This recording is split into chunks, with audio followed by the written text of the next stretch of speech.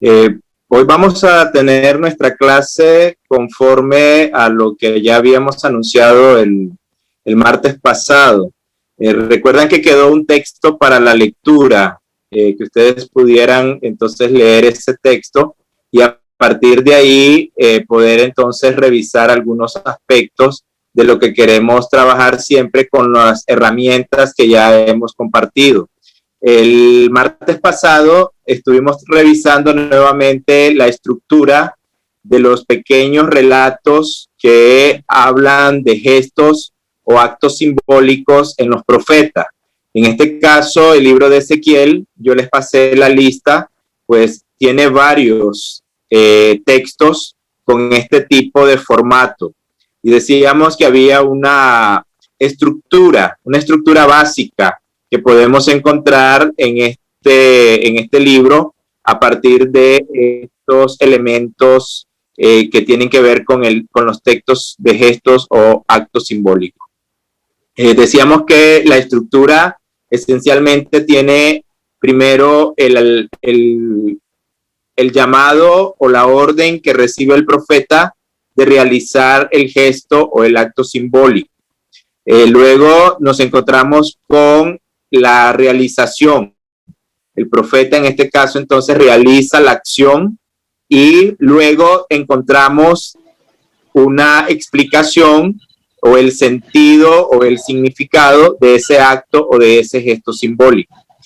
Para ver esa estructura de manera clara, luego realizamos el estudio del capítulo 12, la primera parte, recuerdan, del capítulo 12 del libro de Ezequiel. Y ahí aparecen los tres momentos que yo estoy mencionando. Luego teníamos otros textos dentro del libro de Ezequiel, donde también se presentan estos gestos simbólicos y no siempre se cumplen las tres partes. A veces tenemos la orden y el significado y se deja de forma implícita la acción del profeta.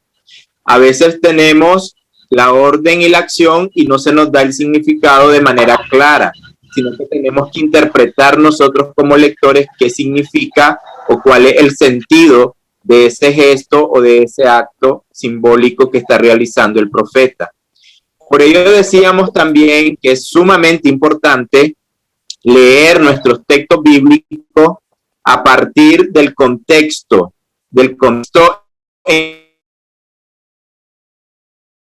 es decir, cuál es la situación política, social, económica, religiosa,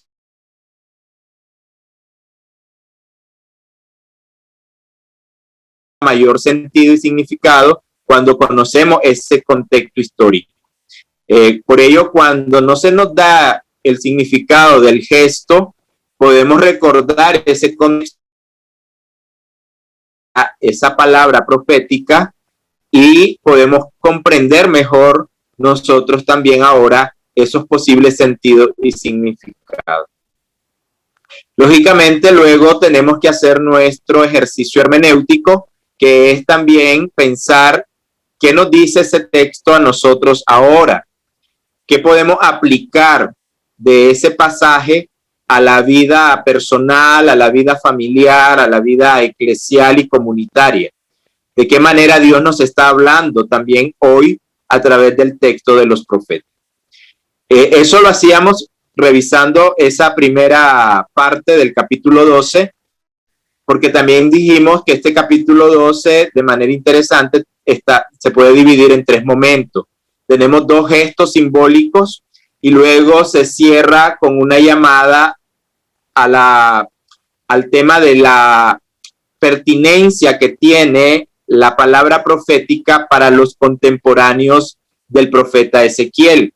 Es decir, cómo se remarca nuevamente esta idea que ya hemos mencionado, que los profetas dirigen su palabra en un primer momento a sus contemporáneos. Si no, no tendría mayor sentido, puesto que Ezequiel está dirigido como profeta a este pueblo que ahora está en el exilio.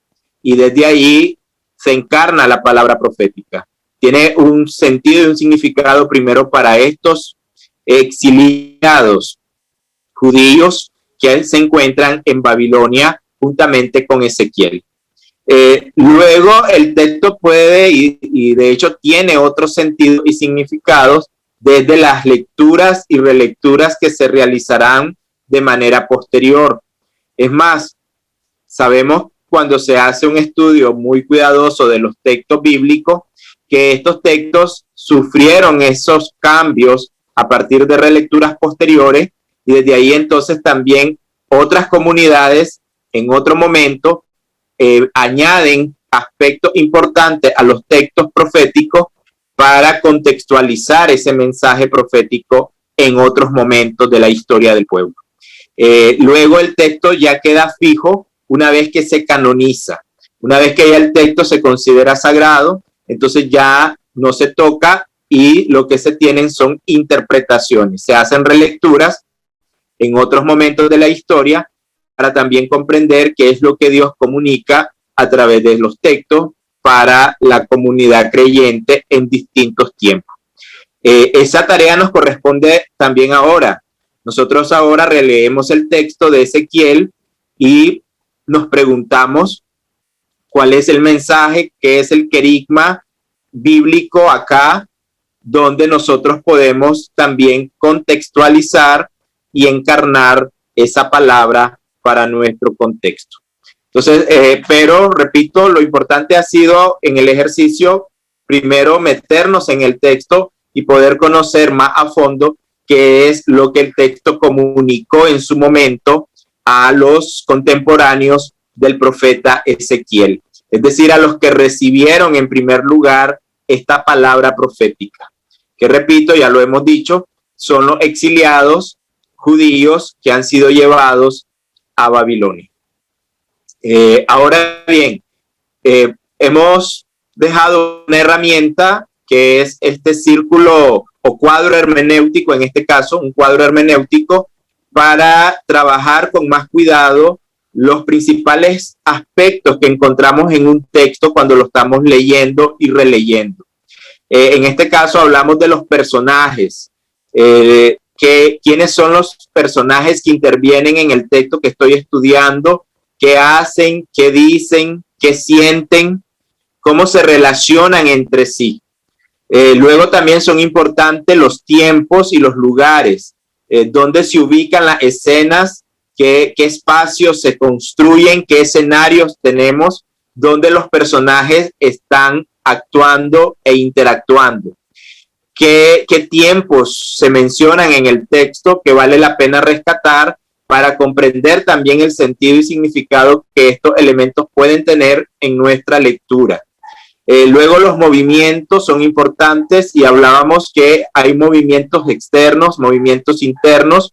Estos movimientos internos tienen que ver con los cambios o las transformaciones que los personajes van sufriendo a lo largo de la narrativa que tenemos dentro del texto que estamos estudiando. A veces hay personajes planos. Se llama un personaje plano a un personaje que no cambia, que se mantiene estable durante toda la narrativa en el texto. Pero hay personajes que sí cambian, cambian de posición, cambian de parecer, cambian de sentir. Entonces ahí se dan esas transformaciones, esos cambios internos. Los movimientos externos son más fáciles porque estamos hablando de los movimientos físicos de un personaje que se mueve de un lugar a otro, de un escenario a otro. Y luego siempre es importante poner atención a las palabras que se repiten, palabras claves, palabras que llaman nuestra atención y que son importantes para comprender también el sentido y significado del texto en su contexto primero y también para nosotros en este momento. Entonces hay que señalar, hay que subrayar estas palabras que se repiten, frases que se repiten, ideas que se repiten y cómo eso juega dentro de la estructura del texto y dentro de la trama. Cuando estamos frente a un texto narrativo, cómo se va construyendo la trama y cómo entonces eso genera sentidos y significados importantes. Con esa herramienta, ustedes iban a hacer su lectura del capítulo 16, el texto que nos quedaba para estudiar en esta semana. Entonces ustedes iban a revisar este texto, aplicar la herramienta y desde ahí entonces poder hoy dialogar un poco cuáles fueron sus hallazgos, qué encontraron en el capítulo 16 del libro de Ezequiel, de qué habla el texto, pero a partir del cuadro, qué personajes aparecen en el texto, qué espacios, qué tiempos y qué palabras ahí llaman nuestra atención, de lo cual el profeta, para lo cual el profeta entonces hace uso y comunica ese mensaje a su audiencia. No sé, me gustaría para que nos conectemos, que hagamos una lectura comunitaria de este capítulo 16 y que a partir de ahí lo que ustedes ya trabajaron, entonces lo vamos a ir compartiendo poco a poco para ir construyendo el análisis de este capítulo 16 de forma también comunitaria. La intención es que la clase también, ¿verdad?, tiene que ver con lo que ustedes están leyendo y con lo que ustedes están analizando. Y desde ahí poder construir nuestro estudio el día que nos corresponde, pues, encontrarnos de forma comunitaria. ¿Quién quisiera hacer la lectura del texto, capítulo 16 del libro de Ezequiel?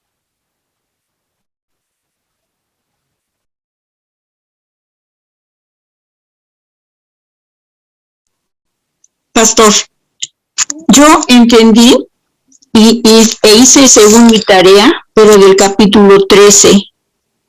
Entendí que la tarea era sobre el capítulo 13. Yo también entendí que el capítulo 13.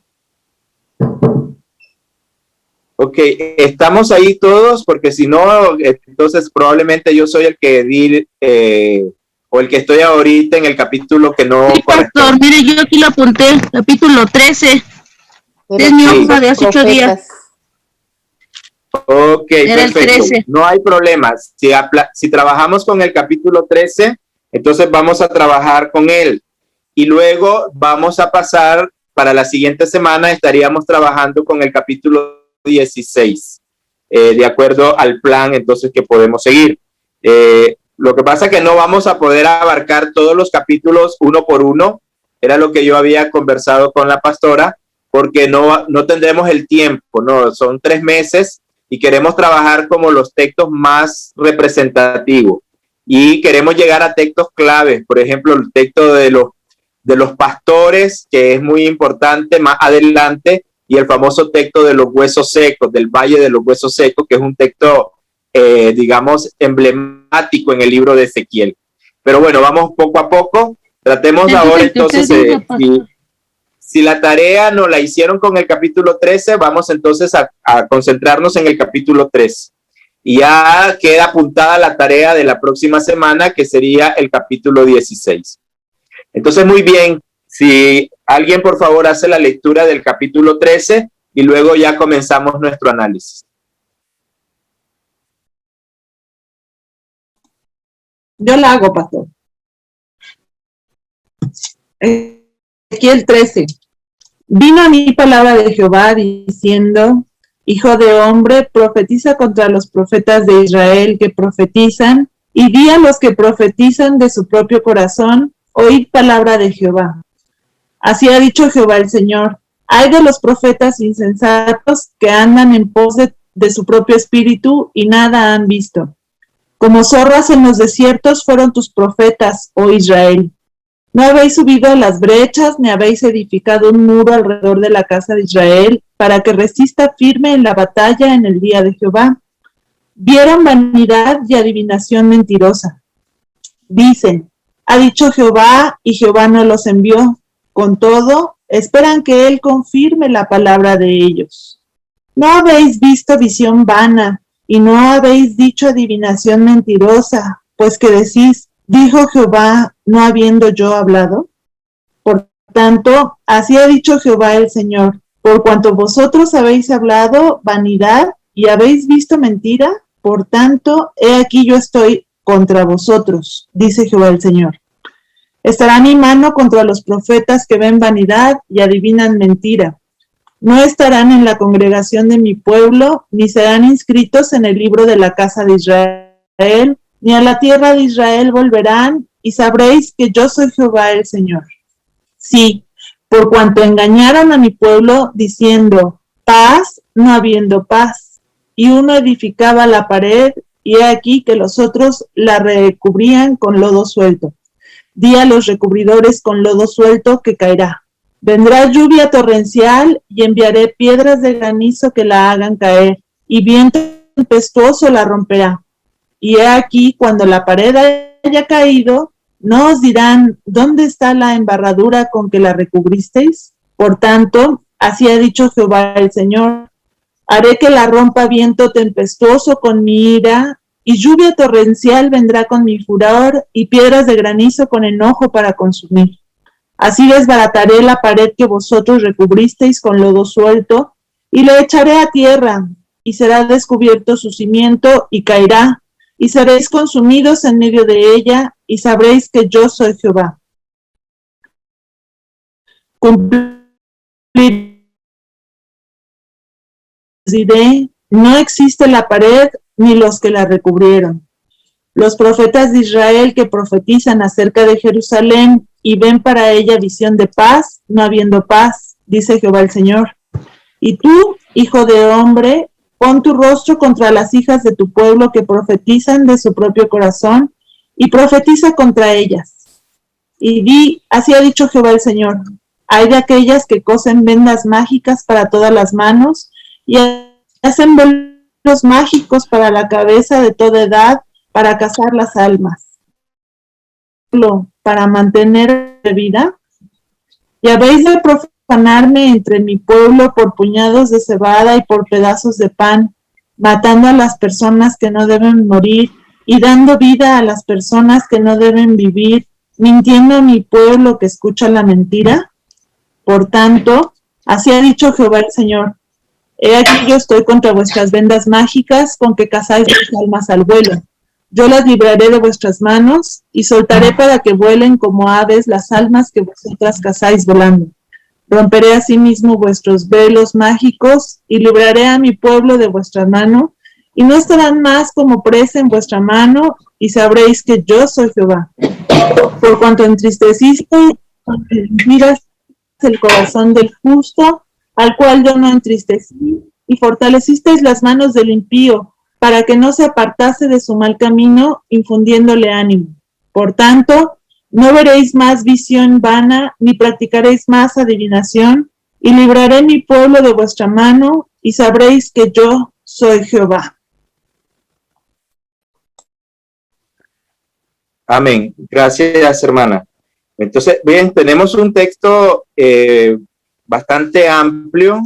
Ustedes pudieron a lo mejor notar ya en estas relectura, ¿no? Porque sí vi que entonces realizaron la tarea y estuvieron trabajando con el cuadro hermenéutico.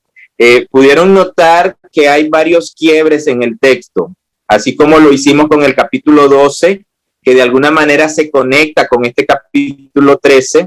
Y bueno, ya adelanto, el capítulo 12, el capítulo 13 y el capítulo 14 funcionan como una unidad, en la cual de alguna manera el profeta está hablando de lo que significa ser profeta y de esta polémica ahora en el centro, que es este capítulo 13, contra los falsos profetas, o estos grupos que profetizan pero no están profetizando la palabra de Yahvé. Entonces, ¿cómo se ubican estos tres capítulos como una unidad literaria?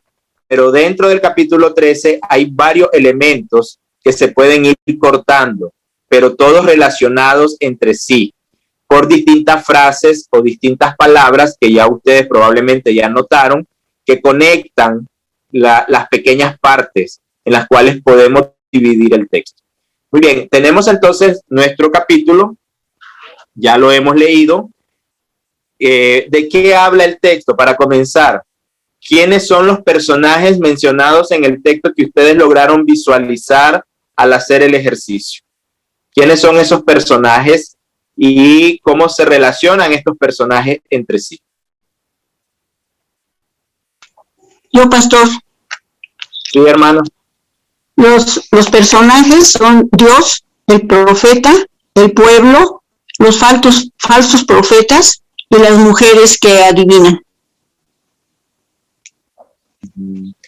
Muy Sí. bien, tenemos entonces ahí bastante claridad, ¿verdad?, de los personajes. Hay un buen inventario.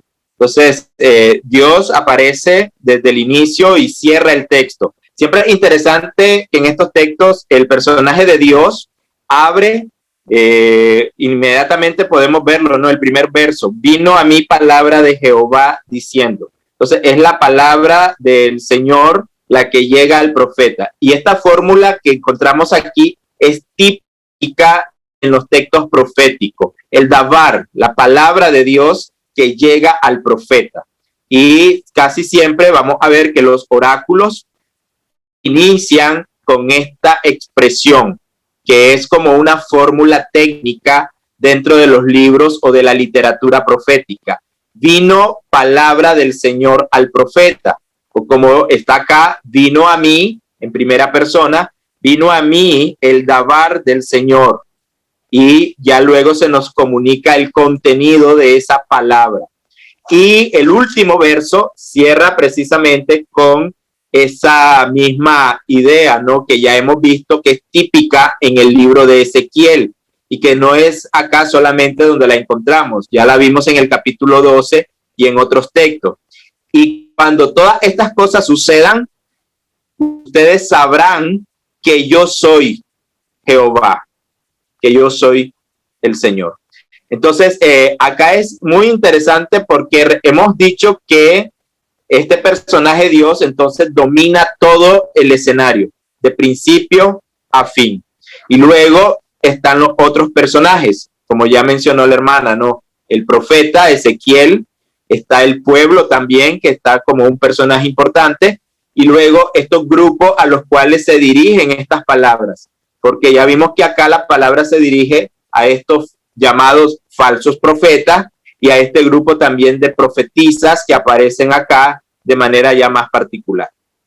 Muy bien, no sé si todos lograron diferenciar a los personajes muy bien así, o alguien también logró ver algo más allá de esto que la hermana ha mencionado.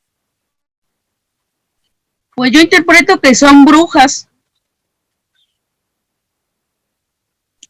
Bueno, pero, que se dedican a la adivinación y todo eso. Claro, pero no, mientras la palabra no aparezca, no la podemos meter así como muy fuerte, ¿no?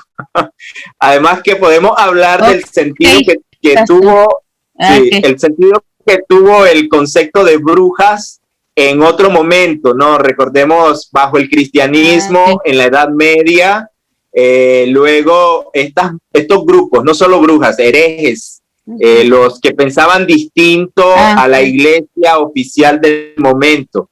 Muchas mujeres que tenían saberes y que conocían cosas del medio ambiente, de la naturaleza, que sabían sanar a la gente, fueron tildadas por la iglesia oficial del momento como brujas, solamente por ser diferentes o por tener algún tipo de conocimiento o de ciencia que en ese momento la iglesia condenaba, o ideas que la iglesia condenaba. Y entonces en ese momento a muchas mujeres las quemaron en la hoguera, tildándolas de brujas, ¿no? Entonces ahí habría que tener un poquito.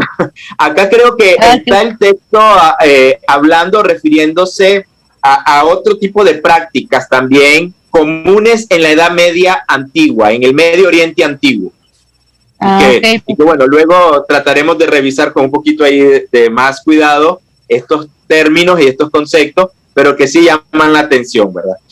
Ahora, recordemos que parte del ejercicio es no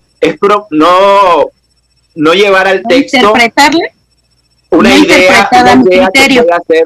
una idea que pueda ser un poco ajena al texto.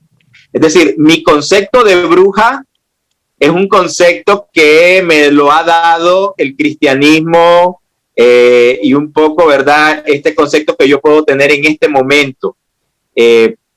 Una idea que yo he construido a partir de cosas de la tradición cristiana, ¿no? Como yo en mi mente conceptualizo qué cosa es una bruja, por ejemplo. Entonces, que hasta puede ser muy fantasiosa, porque podría estar vinculado a elementos del cine, de Hollywood, ¿no? Lo que hemos visto en películas y esas cosas, ¿no? Entonces, yo puedo agarrar esa idea y trasladarla a este texto de Ezequiel y decir, bueno, estas eran unas brujas al estilo de lo que yo creo ahora que es una bruja, ¿no? Entonces, y no es probablemente eso lo que está ahí un poco de fondo. Entonces, ahí, bueno, vamos a... Pero mientras no aparezca, no puedo decirlo. Correcto. Y también hay que ver los términos, los conceptos que se están trabajando. Sobre eso también volvemos. Pero sí, está muy curioso, ¿verdad? Está muy curioso el elemento, ¿no? Desde esa perspectiva. Pastor. Ok. Pastor. Sí. Pastor. Bueno, sí. Yo aquí también anoté el lugar, Babilonia. El tiempo entre las dos deportaciones. Pastor, antes de pasar a eso. Sí, ese tiempo es interesante. Luego le doy la palabra ya al hermano. Ese tiempo es interesante porque no queda claro si es después de la primera o de la segunda deportación, pero sí hay una frase interesante porque en una de las consecuencias se habla de no volver a la tierra. Estos no volverán a la tierra, ¿verdad? Entonces, sí, de hecho, se está hablando de un tiempo fuera de Palestina, fuera de Judea. Entonces, es el tiempo del exilio. ¿Cuál es exactamente el año o el periodo de formación del texto? Pues ahí quedan algunas cosas abiertas. Pero lo que sí es definitivo es que estamos en el momento del exilio y una de las consecuencias para estos grupos es no volver a la tierra. Entonces sí creo que ahí llama la atención este asunto del tiempo, como ya la hermana lo está señalando. Sí, hermano Juan. Sí, la pregunta es que también aquí aparecen como recubridores en el texto. Serían como albañiles. Ellos entran como, digamos, también Casi no le escucho. No sé si tiene muy bajo su volumen. O si se acerca un poco. A ver si ya me escucha bien. ¿Ya? Sí, mejor. Ok. En el texto aparecen recubridores, algo así como, me imagino yo que albañiles. Entran como personajes, aun cuando solamente son una comparativa, ¿no? Pero sí parece que el texto es directamente, porque está por un ejemplo de los albañiles, y hasta les contesta, ¿no? Allí en el versículo 11, haciendo una comparativa de su trabajo. Sí, entonces acá hay que hacer una diferencia entre los símbolos, las imágenes que está usando el profeta para hablar de los distintos grupos. Entonces, de repente acá es el mismo grupo al cual se está refiriendo, pero usa una imagen o una especie de figura para darle más fuerza a la palabra que se está comunicando y para crear sentidos y significados nuevos sobre lo que el profeta está comunicando o está transmitiendo.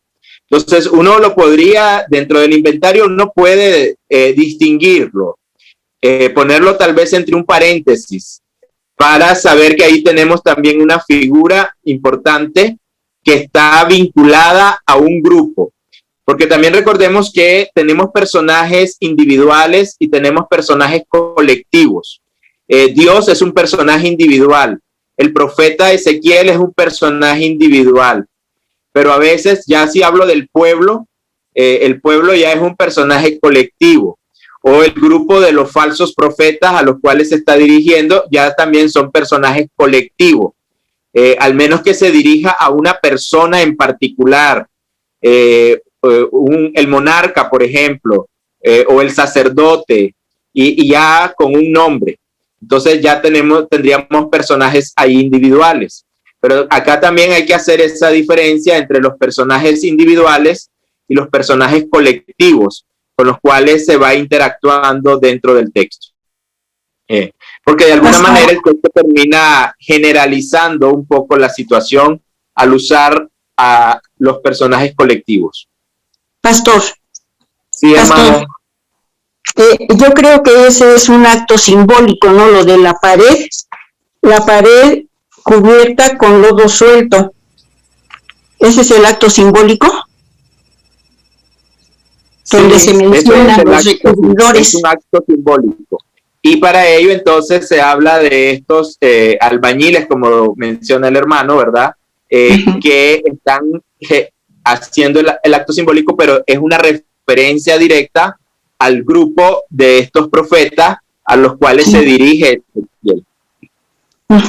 Pastor, para llevar un orden con las preguntas, porque varios hermanos levantan su mano y entonces otros nada más hablamos porque quizás estamos en el teléfono y no nos vemos todos. Ahí sería, o le pido a la pastora que sea la que nos ayude a los que levantan la mano, vayan pasando en el orden, porque sí hay varios que están levantando la mano y pues ahora sí que les arrebatamos la palabra. Muy bien, me parece bien, porque igual yo no visualizo acá al grupo así completo. Entonces, si alguien puede colaborar con el orden en que se van levantando las manos para ir dando la palabra y que de esa manera entonces podamos ir participando, ¿no? Sí me interesa escucharles y ver cómo ustedes van también tejiendo el análisis y cómo vamos a ir luego fortaleciendo esto que estamos haciendo. Estamos con los personajes, ¿no? Y un poco ya los hermanos, hermanas han entrado al tema de los lugares, de los tiempos también. Entonces, ¿cómo se relacionan? ¿Cómo es la relación de los personajes? ¿Qué es la relación de Dios con el profeta acá? ¿Qué es la relación del profeta con estos otros grupos de profetas y con el pueblo? ¿Es una buena relación? ¿Es una relación tensa? ¿Es una relación conflictiva? ¿Y qué elementos encontramos en el texto que nos ayudan a entender esa relación que existe entre Dios y los distintos personajes? Si quisieran un poco hablar sobre eso. La hermana Susana quería hablar, pastor. Gracias, pastora. Pastor, a lo mejor yo ya también me volví a perder, perdón. Yo me quedé con que me llamó la atención que la hermana comentó que era Babilonia el lugar, y que el periodo era las deportaciones. Según yo es el intermedio entre la primera deportación y la segunda deportación, y según el versículo 16 pareciera que se dice los profetas de Israel que profetizan acerca de Jerusalén. Entonces la pregunta es si estaban en Jerusalén o estaban en Babilonia o estaban entre un intermedio entre que los deportaban y que no los deportaban, pero entonces el lugar ya no me queda muy claro. Y respecto a lo último que comentaba, a mí sí me llama la atención que en todo caso se supone que en el pueblo de Israel no debiera de haber adivinadores, eso estaba totalmente fuera de todo orden. Entonces siento que aquí es importante ver el grado al cual se estaba ya contaminando el pueblo de Israel respecto de mezclar muchísimas cosas de los pueblos que los rodeaban al pueblo de Dios, ¿no? Y me llama la atención precisamente que se repite mucho, yo soy Jehová, ¿no? O sea, como remarcando, vean lo que están haciendo totalmente fuera de orden, y entre ellos pues está nada menos y nada más que las profetisas, ¿no? Se me hace algo ya bastante grave para el pueblo de Israel. Sí, gracias. De hecho, este es un tema clásico en los textos proféticos. Ya lo vamos a encontrar en otros libros proféticos donde los profetas se confrontan con otros grupos, ¿no? Nuestros profetas clásicos también. Jeremías, por ejemplo, va a hablar de estos grupos todavía cuando no se ha dado el exilio, que profetizan paz, que profetizan bienestar para el pueblo y para Jerusalén, y Jeremías va a profetizar lo contrario, y por eso va a ser encarcelado, ¿no? Y el monarca de turno va a decir, siempre profetiza cosas malas para nosotros. En cambio, habían otros profetas entonces que profetizaban esta falsa seguridad desde la perspectiva de los profetas clásicos, a partir de las instituciones que el pueblo sostenía o por los cuales el pueblo se sostiene en ese momento. Habíamos dicho que Jerusalén ha sido considerada como la ciudad santa, el templo, la habitación de Dios, y el monarca, el ungido del Señor. Entonces, si todas estas cosas están presentes, pues Dios está con nosotros. Acá vivimos en la ciudad santa, Dios tiene acá su habitación, porque acá está el templo de Jerusalén, y el monarca, recordemos, pues tiene la promesa de David, es descendiente de David, y acá pues estamos bien. No puede pasar nada malo, porque Dios está de nuestro lado. Pero estos profetas se van a levantar precisamente con un anuncio contrario y van a hablar, estas son falsas seguridades, puesto que si no practican la justicia, si no guardan el derecho y si no cumplen con los mandamientos de Dios, entonces vendrá la desgracia. No se podrá detener eso. Eso es lo que van a anunciar profetas como Jeremías en su momento. Algunos proponen que la parte gruesa dentro de Jerusalén todavía, ¿no? Entonces sí estamos hablando en Jerusalén, no Babilonia, el lugar.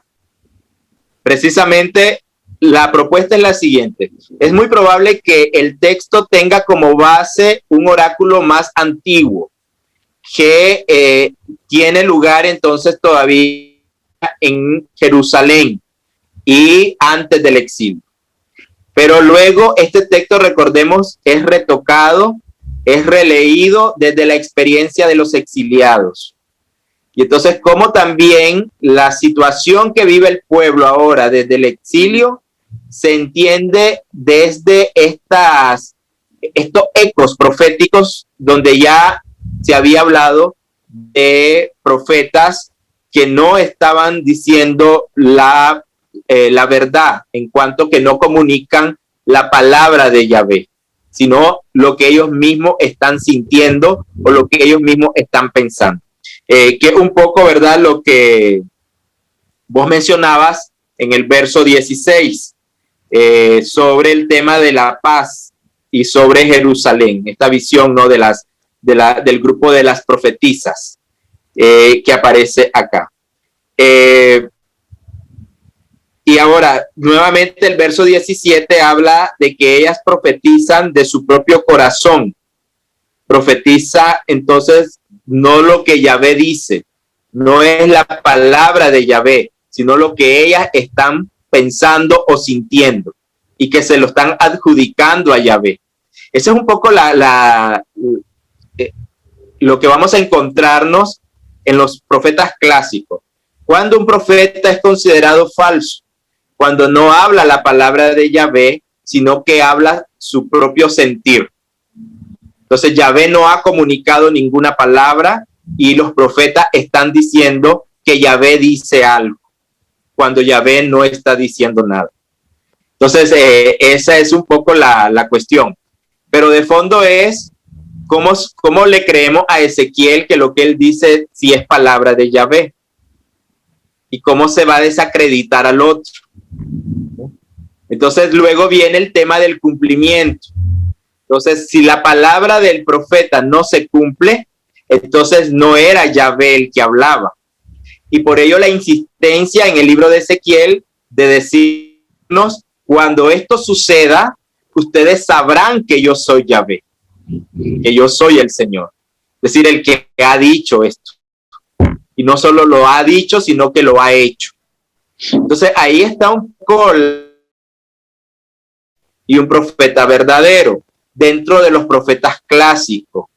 Por otro lado, otros estudiosos han apuntado el hecho también de que los profetas falsos desde los clásicos, que son parte del sistema de poder y que se lucran del sistema en cuanto que reciben beneficios de ese sistema. Entonces, un profeta de la corte, un profeta aliado a la monarquía, vinculado al sistema político y económico y religioso del momento, es un profeta que hablará de manera positiva del sistema. y que no va a criticar al sistema y no va a tener una palabra en contra del sistema. Entonces, desde ahí también se hace esa otra perspectiva, ¿no? De qué cosa se puede considerar como un profeta falso o un profeta verdadero. Entonces, mientras el profeta es capaz de tomar distancia del poder y tomar distancia del sistema, entonces el profeta tiene más posibilidades de tener una palabra crítica y confrontativa para llamar la atención y para llamar al cambio, a la conversión, al arrepentimiento, a estas estructuras de poder. Mientras el profeta se compromete más con el sistema y es parte del sistema, estará más difícil que el profeta pueda pronunciar una palabra confrontativa. Entonces, ese es otro elemento para poner en tensión estos aspectos, ¿no? De quién es un profeta verdadero y quién es un profeta falso. Ahora, es desde ahí que los profetas comienzan también a generar sus relatos de llamamiento. ¿Por qué son importantes los relatos de llamamiento o de vocación en los profetas? Ya lo hemos visto en Jeremías, en Isaías, en Amós y ahora en Ezequiel también. Todo el primer capítulo, con la primera visión que tiene Ezequiel, es para decirnos que es el Señor el que está llamando a Ezequiel. Que Ezequiel no va por su propia cuenta, sino que ha recibido la vocación y el llamado de Dios. Y entonces es la palabra de Yahvé la que llega al profeta y el profeta entonces es un portavoz de Dios. Y desde ahí también se vuelven importantes estos relatos de llamamiento. Entonces, dentro de esta relectura que se hace de los profetas clásicos, este texto del capítulo 13 del libro de Ezequiel es realmente una joya. Está muy bien estructurado, tiene varias partes que se van cortando con esa repetición que ya mencionaba la hermana, ¿no? Porque así ha dicho el Señor. Y luego ustedes sabrán que yo soy el Señor. Y si ustedes se fijan en el texto, la construcción queda haciendo un llamado a tradiciones del Antiguo Testamento, como es la tradición del Éxodo. Entonces, este Dios se presenta como el yo soy. Ustedes sabrán que yo soy el Señor. Y se repite varias veces esta construcción del yo soy, que en el hebreo ya sabemos que es un juego de palabras con el verbo ser, el verbo existir, que hemos encontrado en Éxodo 3, cuando Moisés le pregunta a Dios, ¿y cómo te llamas? O ¿cómo le digo al pueblo que te llamas? ¿No? Entonces yo soy el que soy. Y que eso puede tener varios sentidos, ¿no? Yo soy el que existe, yo soy el presente, yo soy el eterno, yo soy el que acompaña, el que camina con ustedes. Y entonces ahora el profeta Ezequiel en esta construcción varias veces nos va repitiendo esta idea. Primero, la idea de que este es oráculo de Dios. Así dice el Señor. Y la otra idea es que el Dios del Éxodo es el mismo Dios que ahora está con el pueblo en este momento de crisis. Verso 9 termina con esa idea. Y ustedes sabrán que yo soy el Señor, como ya ustedes lo vieron ahí. Luego, esa misma idea, a ver si me ayudan a ubicarla, yo la veo nuevamente en el verso 21, al final, ¿verdad? Y ustedes sabrán que yo soy el Señor. Intercalada por varias veces donde se dice así dice el Señor o así ha dicho el Señor. Bueno, ya el verso 14 también, al final del verso 14, ustedes sabrán que yo soy el Señor. Luego el verso 21, ustedes sabrán que yo soy el Señor. Y se termina todo el texto con la misma frase. Y ustedes sabrán que yo soy el Señor. Y entonces con esa estructura se le va dando fuerza y se va legitimando esta palabra profética en contra de estos falsos profetas y profetisas, ¿no? Que están acá y que de alguna manera también están retomando elementos de otros pueblos y prácticas de otros pueblos. Una de las preguntas que hacía la hermana, ¿no? Tenemos acá entonces la adivinación y otras prácticas que eran condenadas en Israel. Bueno, eran condenadas a nivel de leyes, pero sí sabemos que muchas de estas prácticas se mantenían dentro del pueblo y sobre todo el pueblo común. Esta necesidad de conocer, ¿no?, qué es lo que sigue y qué se espera del futuro, pues es una constante humana. Y sabemos por muchos textos, incluyendo este texto de Ezequiel, que es muy probable que aunque de manera institucional no se debe de practicar la adivinación y otras prácticas como esta, a nivel ya de la población, del pueblo mismo, sí vamos a encontrarnos con este tipo de prácticas, ¿no? Entonces, como también los profetas entran en esa crítica y en esa relación tensa con el pueblo y con los que practican estas cuestiones, ¿no? Entonces, ¿qué tenemos acá?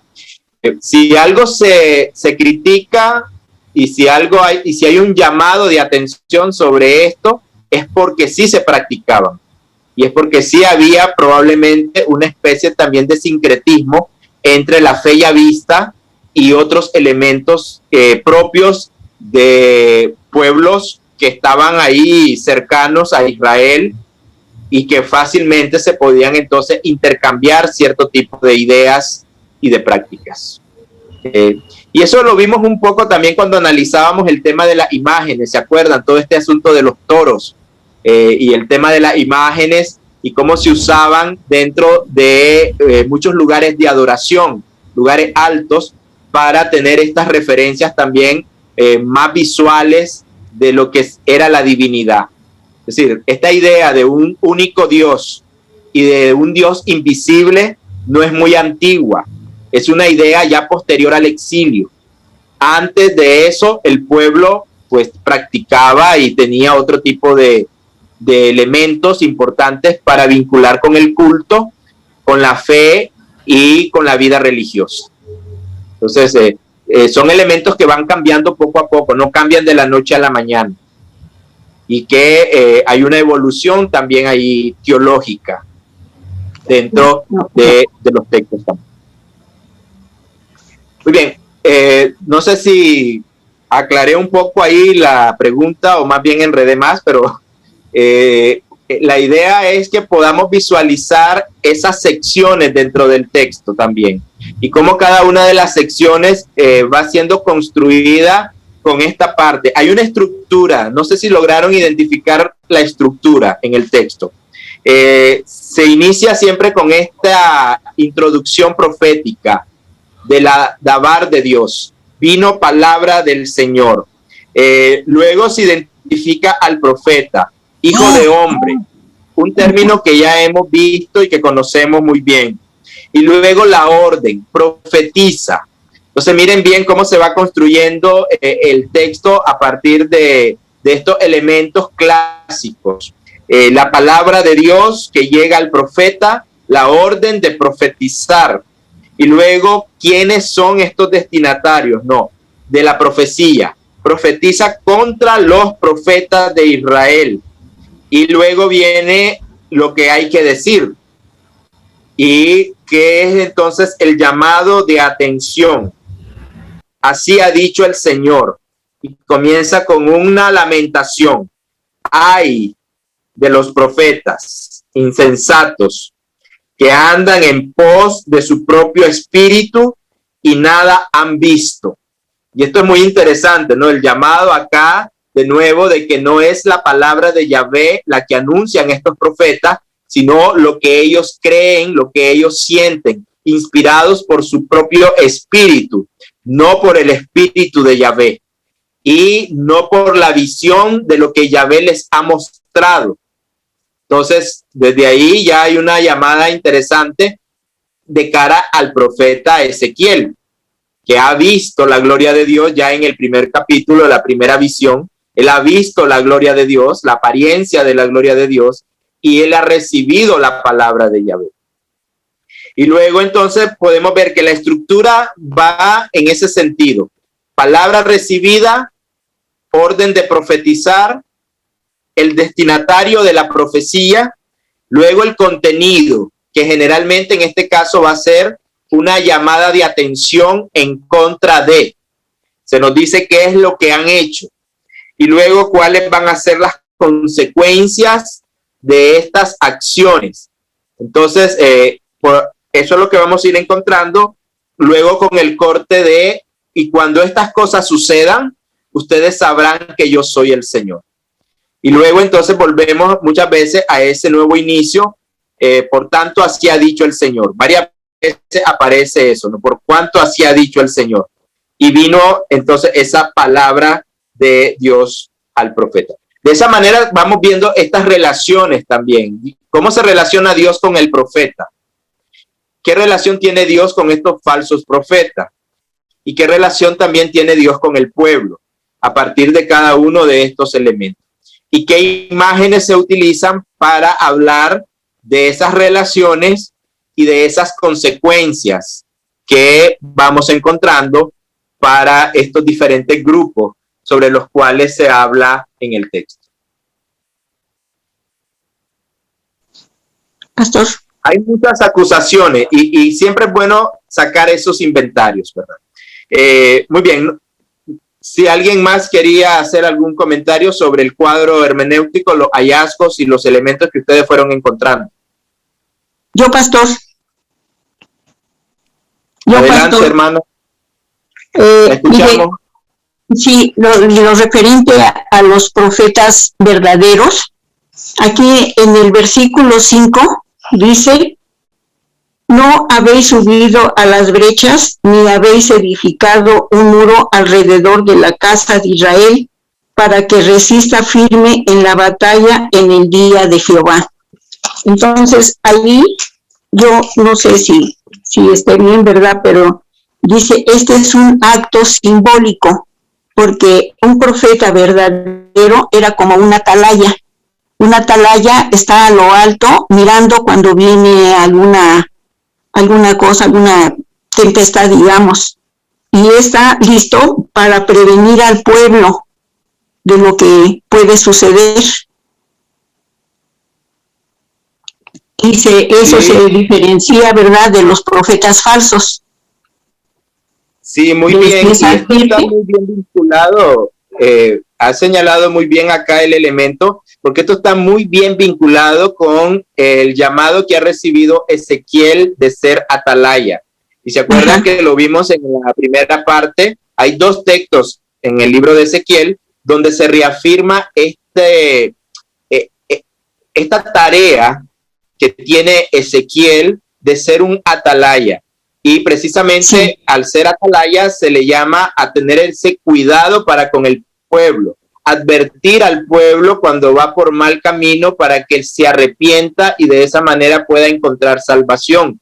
Entonces, de no hacerlo, el profeta será entonces también culpable dentro de esta lógica que encontramos acá. Entonces, aquí usted bien ha apuntado que hay una comparación muy específica entre lo que es Ezequiel como un profeta que es un atalaya y estos profetas que no están teniendo ese cuidado de protección en cuanto logran anunciar con prontitud lo que no está bien para que se pueda rectificar y de esa manera el pueblo se pueda salvar.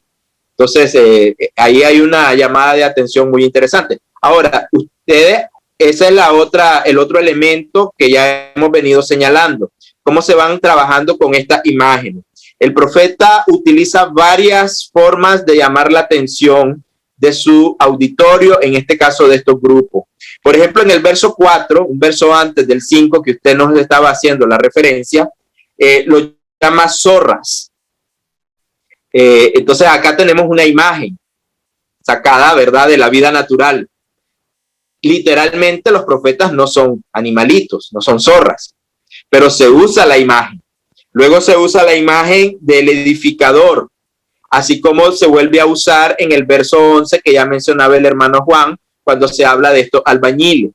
Y de esa manera el profeta va trabajando esos distintos elementos para decirle a estos falsos profetas que ellos han hablado falsamente, no desde lo que Dios les ha mostrado, ni desde la inspiración del Espíritu de Dios, sino que han engañado al pueblo. Y es lo que vuelve a referirse, ¿verdad?, en los versos que la hermana nos apuntaba, el 16, pero también en el verso 11. El verso 10. Por cuanto ustedes han engañado a mi pueblo, diciendo paz, cuando realmente no era paz lo que había. Y desde esa forma, entonces, se vuelve a hablar de esta falsa manera de hablar en cuanto no se está protegiendo la vida de la gente, como lo haría el atalaya, y en este caso como lo hace Ezequiel al asumir esa vocación.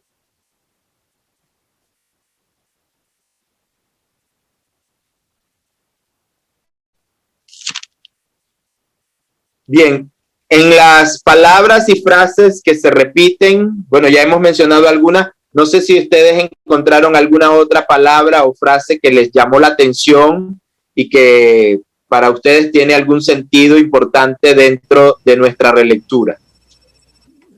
Susi Zapata está pidiendo la palabra, pastor. Ya, perdón, gracias. Otra vez yo, pastor. No, adelante, por favor.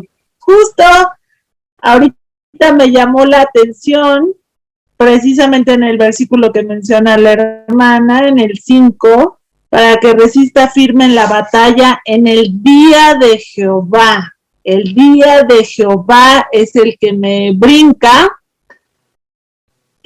¿a qué se refiere con el día de Jehová? Y la otra palabra que me brincó ahorita también fue la mención acerca de los inscritos en el libro de la casa de Israel. Digo, en la Biblia se mencionan muchos libros y me brincó ahorita en la casa del libro de Israel. ¿A qué libro se refiere? Bien, comenzamos con la última porque está más fácil. Bien lo has dicho, en los textos se está haciendo referencia a otros libros que no siempre llegaron a nuestras manos, por así decirlo. Cuando lees, por ejemplo, el libro de los Reyes, el libro de las Crónicas, el libro de Josué, ahí también se hace referencia a otros textos donde también se encuentran estas historias. Se hace una referencia. Esto también está escrito en el libro de los Reyes de Judá o en el libro de no sé qué. Entonces, es muy probable que el pueblo y la corte, sobre todo, llevaba un registro de acontecimientos o el censo del pueblo, el inventario del pueblo. Para esta gente era muy importante, por ello, la genealogía. Y encontramos, por ejemplo, en nuestro libro de Números, cuando uno lee el libro de Números, lo que más va a encontrar son genealogías, ¿no? ¿Quién es hijo de quién? Y cómo la gente está conectada entonces como parte del pueblo. Eso le da identidad a cada persona, a cada familia. Entonces, todas esas cosas probablemente se recogían en distintos textos y en distintos manuscritos que no siempre los tenemos, ¿no? Es decir, muchas cosas se perdieron en el camino. Por ejemplo, sabemos, cuando lees la carta de Corintios, hay una parte donde Pablo habla de una tercera carta que se escribe a los Corintios, pero nunca llegó a nuestras manos una tercera carta a los Corintios. Entonces ese documento se perdió.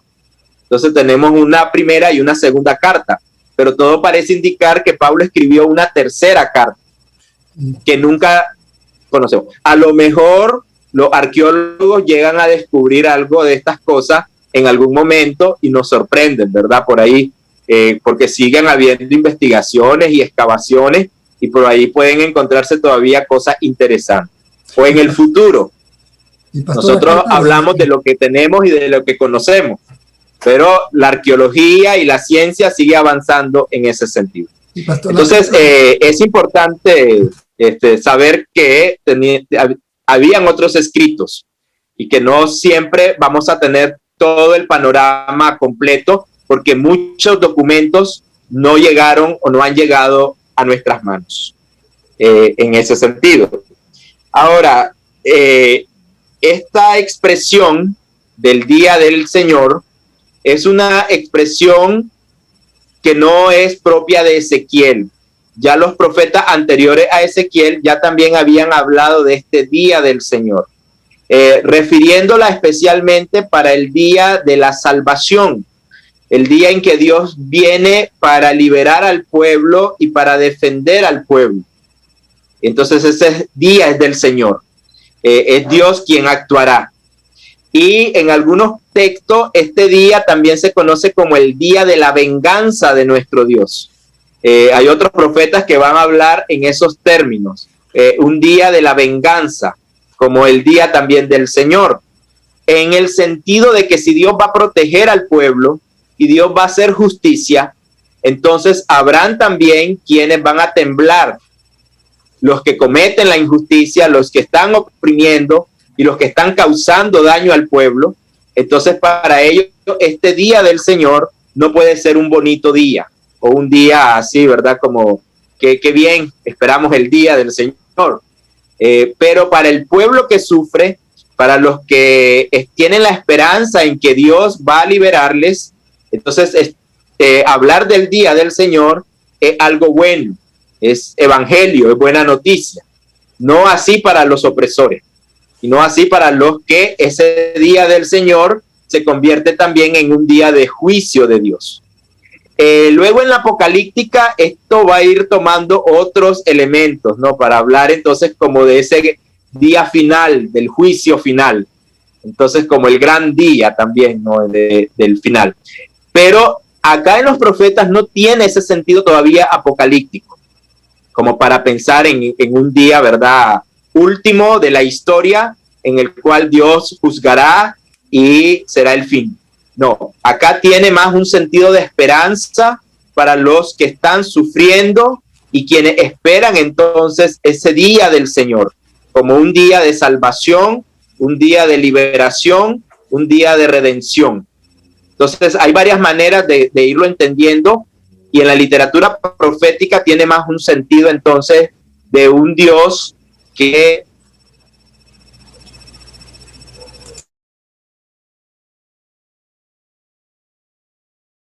trae su salvación al pueblo. Entonces, es probable que eso tenga una base en nuestro relato. No sé si recuerdan ustedes este relato en el libro de Josué. Si podemos ir por favor al libro de Josué, vamos a tener esta lectura para aclarar un poco más. Es una tradición muy antigua, muy vieja, que los profetas están reutilizando, repito, para hablar de ese momento importante de salvación por parte de Dios. En el libro de Josué, el capítulo 10.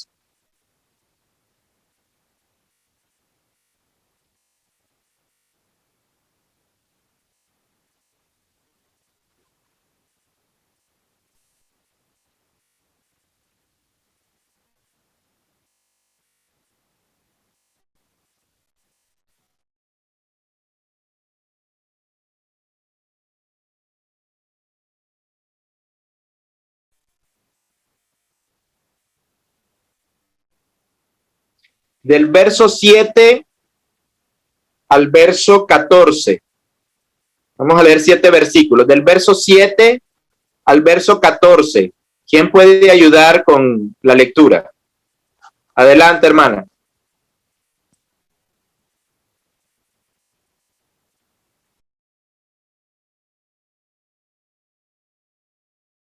Creo que tiene su micrófono en silencio, no escuchamos.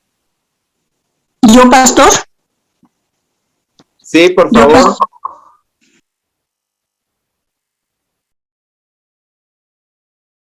No, le había pedido a Rebeca que nos ayudara con la lectura.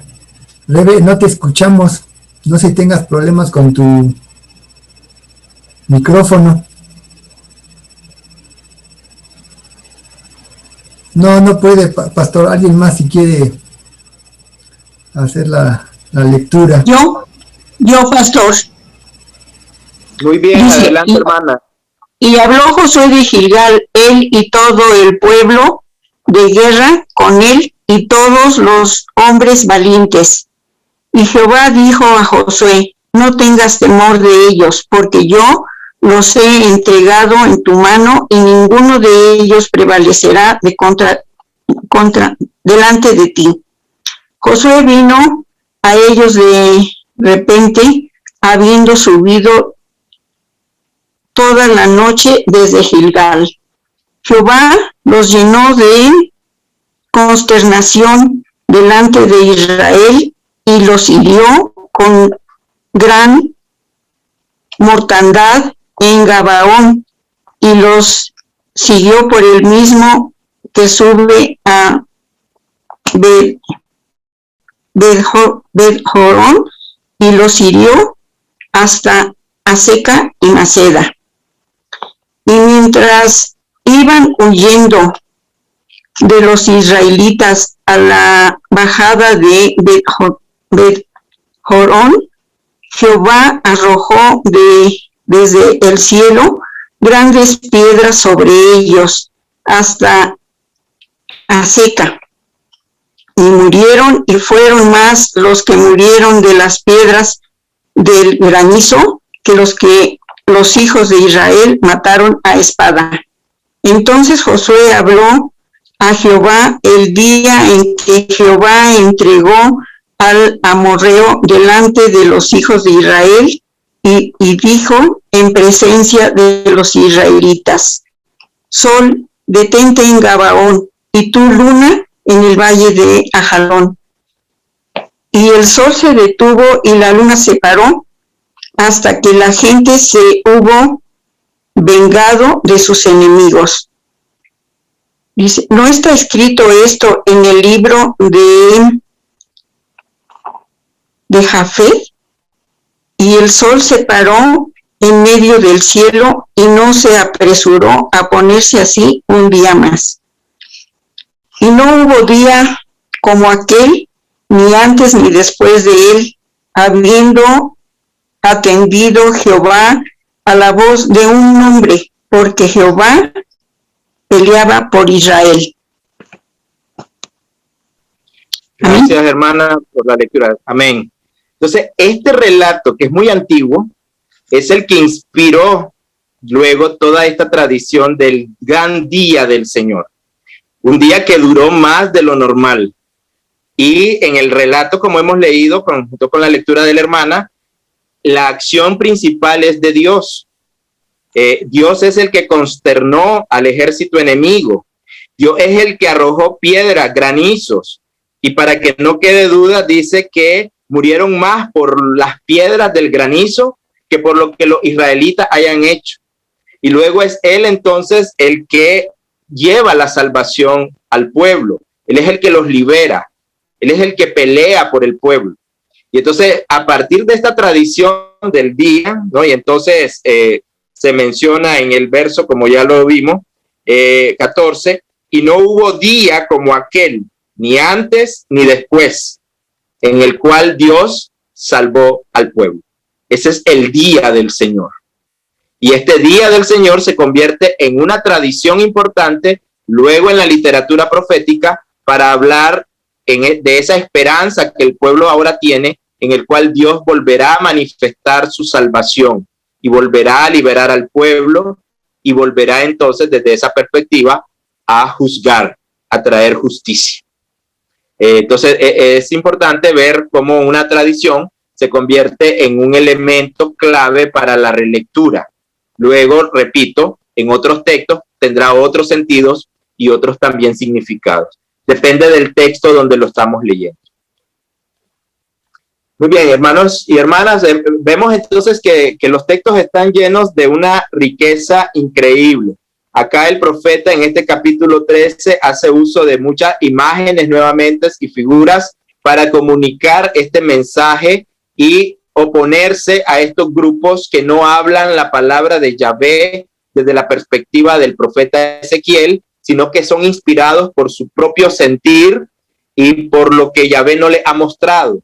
Y desde ahí entonces se hace referencia al verdadero profeta o a la verdadera vocación profética que encarna Ezequiel como atalaya, como alguien que está velando por el bienestar del pueblo y que advierte al pueblo del peligro a tiempo para que el pueblo pueda cambiar y pueda de esa manera ser salvo. Vemos que se recogen tradiciones del Éxodo, esto que acabamos de ver, el día del Señor, a partir de este relato interesante de Josué, el yo soy del Éxodo que se afirma en cada momento como una repetición, y como ya lo hemos dicho, en Ezequiel la historia es teofanía, en la historia Dios se está revelando, y por eso cuando vean que suceden estas cosas, ustedes sabrán que yo soy el Señor, que yo soy Dios. Y entonces ver la historia como teofanía es un elemento también interesante dentro de la propuesta que nos da el libro de Ezequiel.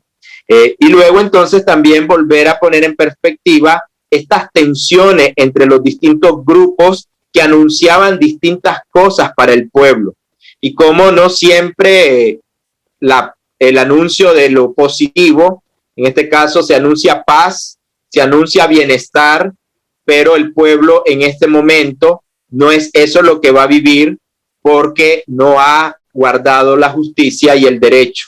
Y los profetas entonces desde esa perspectiva también tienen una palabra distinta y ahí volver estos temas en tensión que encontramos dentro de la estructura. Ahora, yo le invito a ubicar siempre las estructuras, las pequeñas estructuras.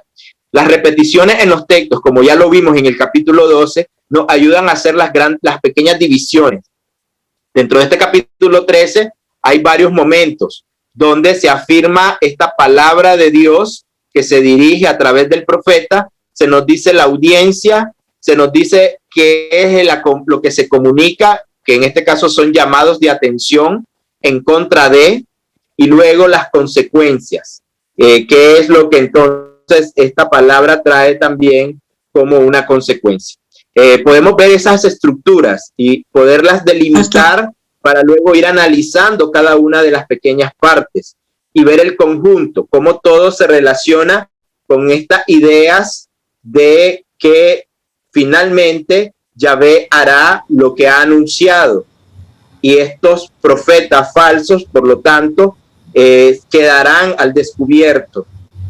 Y finalmente el pueblo va a poder reconocer que la palabra profética de Ezequiel es la palabra de Yahvé y sabrán entonces que Él es el Señor. Entonces, ¿cómo se va conectando, tejiendo cada uno de estos elementos para apuntar nuevamente a esta teofanía y a esta transformación que el pueblo necesita vivir para creer en Yahvé, su Dios? Desde ahora, esta crisis, ¿no? Si ubicamos un poco la relectura del texto y de todas estas tradiciones, desde la crisis del exilio también babilónico. Bien, dejamos unos 5 minutos o algo para algunos elementos que ustedes quieran señalar. Sí, hermana. Pastor, la palabra que más se repite también es por tanto. Por tanto, está en varios versículos, 8, 13, 20 y 23.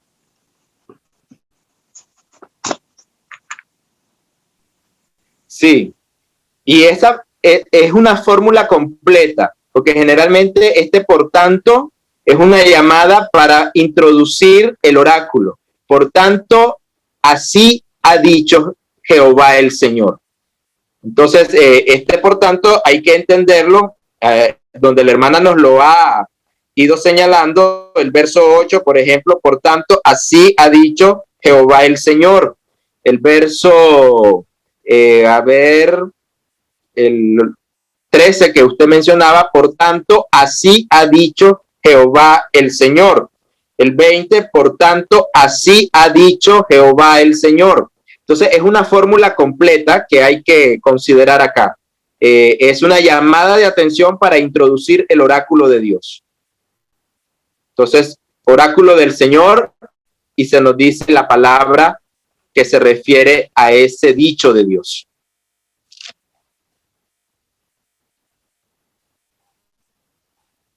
Y muy bien señalado, ¿verdad? dentro de las repeticiones, porque eso nos va marcando estas distintas palabras, estos distintos llamados de atención que se van dirigiendo a cada uno de estos grupos, a los cuales la palabra de Dios está dirigida.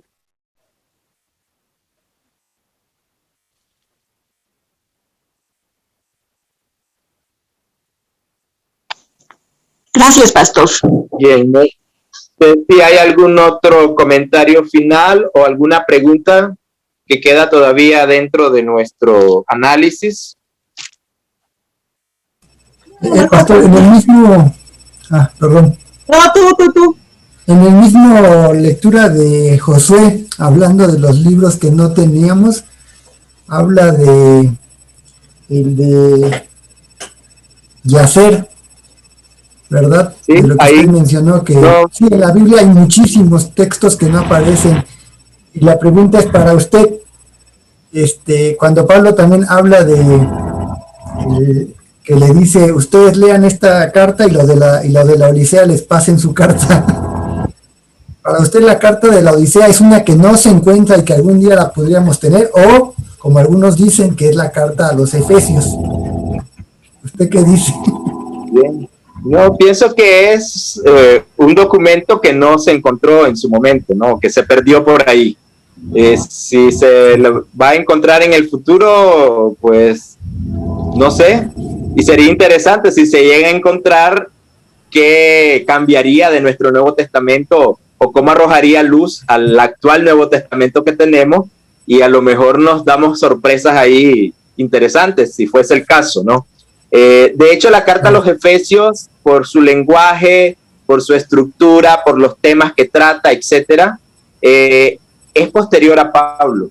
Y desde mi perspectiva ya es un texto que llamamos deuteropaulino, escrito por discípulos de Pablo, la comunidad paulina, y dejada bajo la autoridad del apóstol. Pero sí ya toca temas de una tercera generación de cristianos. Ya en ese momento Pablo ya no está vivo, entonces de hecho sí vive su tradición y sí está vivo su legado, y sus comunidades están vivas todavía, pero habrá que ir distinguiendo algunos textos propiamente paulinos de otros textos que no son necesariamente paulinos en su totalidad. Ok, gracias, pastor. Bien, la hermana tenía todavía algo que mencionar. Son mis ideas locas, pastor, yo no sé, la verdad. También digo, otra palabra que se repite mucho es la paz. Si uno lo comparase con las palabras si no me equivoco, cuando Jesús dice yo, y cuando escuchas paz, pues resulta que no, que esto todavía no. Hablando en una cuestión profética apocalíptica, a lo mejor, se me hace un comparativo con la paz precisamente que están anunciando estos falsos profetas, que en algún momento apocalíptico también escucharemos. Digo, a mí sí, yo sí le veo mucha comparación, vuelvo a lo mismo. El hecho de ver a las profetisas, por ejemplo, ya a mí se me hace una decadencia muy grande del pueblo de Israel. A mí, si lo comparamos con nuestro tiempo actual, el ser humano ya está en una decadencia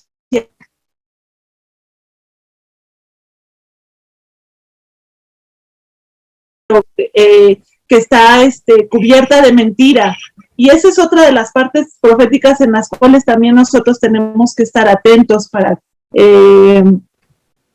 porque también se nos hace esa advertencia más adelante a nosotros ya como iglesia, ¿no? Cuando escuchen que alguien dice paz y pues no, para nada, ¿no? Es también una mentira. Entonces, simplemente son comparativos que a mí me dan curiosidad, y que nos hacen también apercibirnos a través de estos libros proféticos.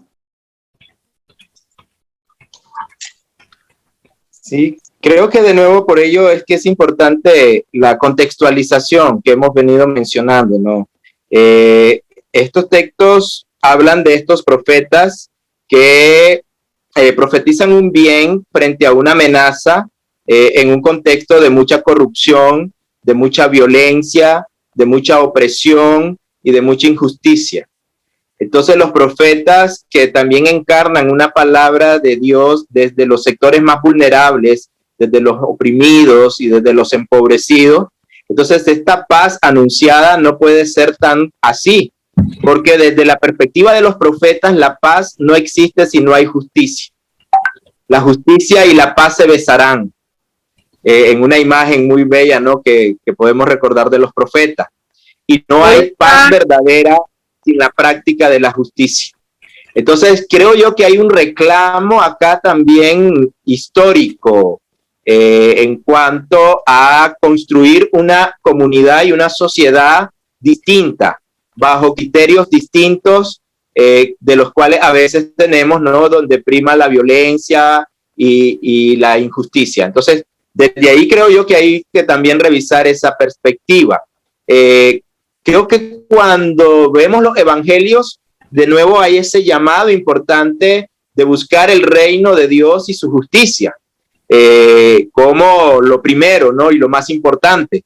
Entonces, Jesús también nos invita a construir relaciones distintas, comunidades distintas, donde podamos invertir los valores. En el mundo los grandes se enseñorean y con la fuerza hacen cumplir su voluntad, pero entre ustedes no va a ser así, les dice Jesús. El que quiera ser grande entre ustedes, hágase el más pequeño. El que quiera ser primero, vuelva a ser servidor de los demás.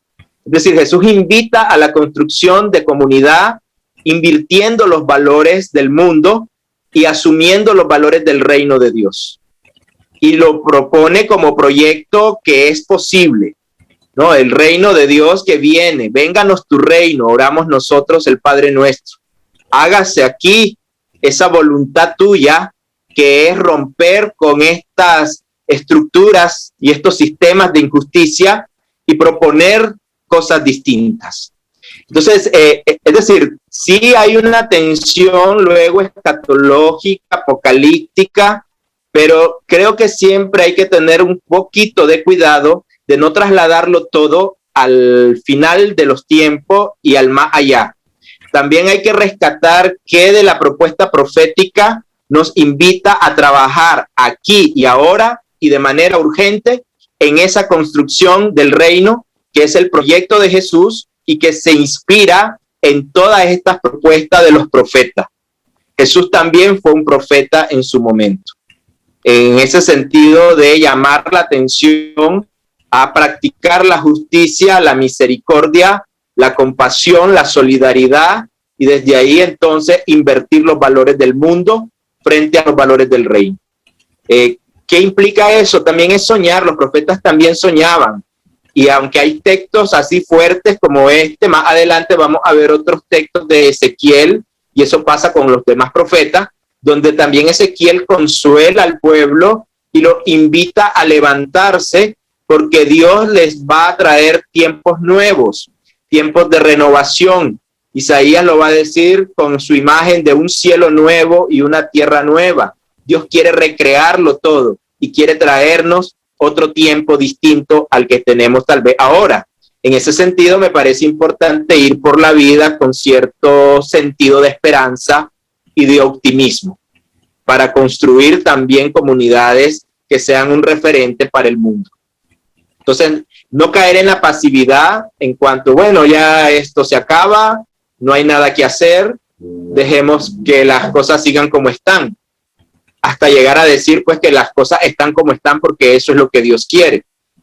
Pienso que ahí habría que revisar este mensaje profético, porque si Dios se opone a todas estas cosas es porque el deseo de Dios no es la injusticia, no es este pecado de mentir y no es la opresión.